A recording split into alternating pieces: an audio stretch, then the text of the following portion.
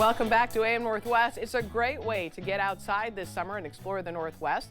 Here to share what to look for when collecting rocks, gems, minerals, and fossils, we welcome back the author of A Rockhound's Guide to Oregon and Washington, Alison Jean Cole. Good to see you again. It's wonderful to be back. We get to look at some really amazing rocks that you've picked up along the way. So talk to me about some of these, because last time we talked about where to find certain rocks, because in every location, different rocks are there, right?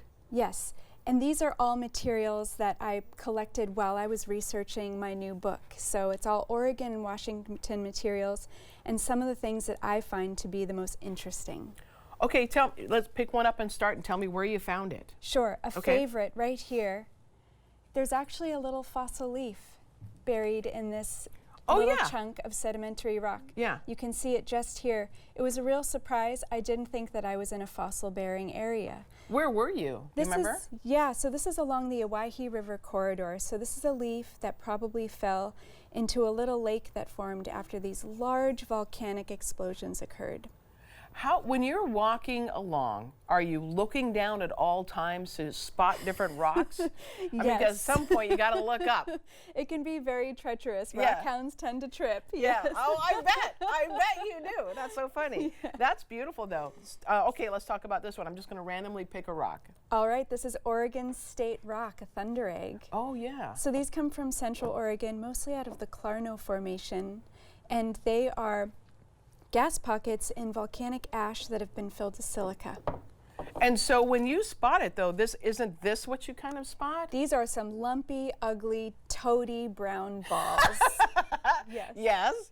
And so then how do you get from this to this? So you don't want to whack it with a hammer because it's just going to break. This is where lapidary equipment comes in handy. Okay. And so most rockhounds who love thunder eggs, they have something called a rock saw.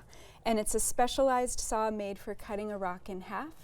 And then they have equipment to also give it a nice polish. So, but when you spot this, you know that there is a gem inside, essentially, right? Yeah, you have to know that you're in a thunder egg bearing area, and you have to look for these very specific lumpy brown balls. Okay, wow. All right. Show me another favorite of yours.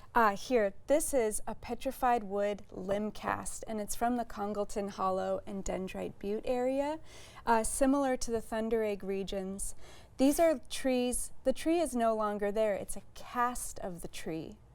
And so these trees are incinerated in volcanic ash. Wow. And their exterior leaves behind a perfect cast. Silica fills the void, and you get this beautiful agate-filled tree. Wow. Now, one of your rules about rock hounding is if you pick something up, make sure it's something you're going to value, right? Absolutely. Explain how that works. So you don't want these things to languish in a bucket in your garage. Okay. These materials get to sleep out under the stars every evening. They get to watch the passing of seasons.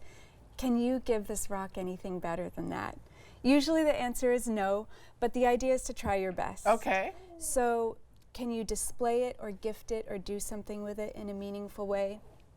Even lining it up on your windowsill is good enough, you know, as long as this is something that you will treasure. That you get to see. I know the rocks we have them lined up on a windowsill so you can spot them. Absolutely. You also sometimes make jewelry, right? Yes. So Show me some of the things you've made. These are some pieces of jewelry that have been made from materials that I collected in Oregon and Washington. These are beautiful earrings. So there's some agate here and some jasper there, really common Pacific Northwest materials. Same for these. There's also a small bit of metamorphic rock in this one. Oh, wow. Which is unusual for Oregon doesn't have a lot of metamorphic rocks exposed at the surface, but Washington does. Look at that. That's gorgeous. And then this ring. Oh, wow, that's so pretty. There's two pieces in there. There's some stone at the bottom, and there's some antique glass that's actually covering the stone and protecting it. So that's the orb that you see at the top. That's pretty. Speaking of glass, like this looks like shards of glass, but what are we looking at here? That's a very famous Oregon material. Those are Oregon sunstones. They're a feldspar crystal that is found only in these very small specific locations within our state. There's a public collection area down in southeast Oregon, close to a little town called Plush. And it's really fun, an awesome family activity. Now, I have an Oregon sunstone ring, and it's darker, probably more like this in here, right? Because And it is the state stone. Yes, right? it is the state gemstone. And so they come in different shades. Absolutely. Most feldspar crystals or sunstones that you find are going to be this very light champagne color. Right. But occasionally you can get some that have other colors in them. You can find red, green, and you can also find something called schiller, which is a plane of copper running through the crystal, and it makes this wonderful coppery flash. Oh, I love it. Okay, and this one I love too. This is one of my favorite stones, the black mirror. It's That's volcanic glass, also known as obsidian. And Oregon is home to some of the finest obsidian sources in North America. In fact, some of the oldest traveled material archaeologically came from Oregon. It traveled all the way to the Great Lakes region over 9,000 years ago. Little flakes of obsidian shards from tool making were found at the bottom of Lake Huron. Wow. Oh my gosh. Okay, let's do another one. How about this one? I like the... I love this material. So most rockhounds would tell you that this is a jasper. I would actually tell you that it's common opal. And opal... Oh, to heck with the people that believe it's jasper. Yeah. Opal, agate, jasper, quartz, these are all in the same family of rocks. Their main fundamental architecture is silica.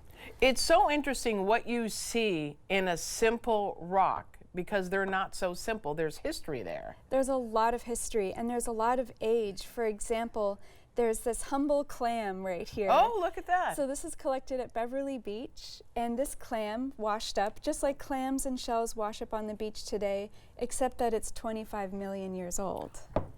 What? Yeah, so there's a wonderful formation on the coast near Beverly Beach, the Astoria Formation, which is eroding into the sea, and it's filled with sea life from a very long time ago. Oh my goodness. When you pick up something, do you think, okay, I'm going to take it home and then study what it may be? In case you don't know? Because all this knowledge didn't just happen one day. No, it didn't happen one day. It comes from curiosity. Yeah. So I would find material, I would get home and I would look it up. And then as I got better at looking up information, I started researching locations before I went to them. Yeah. So that once I got to the site, I could understand what I was looking at. And that actually helped me find better material. Wow, incredible. And it's so enlightening too. The book again is titled A Rockhound's Guide to Oregon and Washington. You have a book event at Powell's. That's a big deal. Yes. That's awesome. Tonight at 7 o'clock at Powell City Books on 10th and West Burnside. We'll put all that information for you on our website at katu.com. Again, Allison, thank you so much. Great job. Thanks for having me. All right, we'll be right back with more AM Northwest. Don't go away.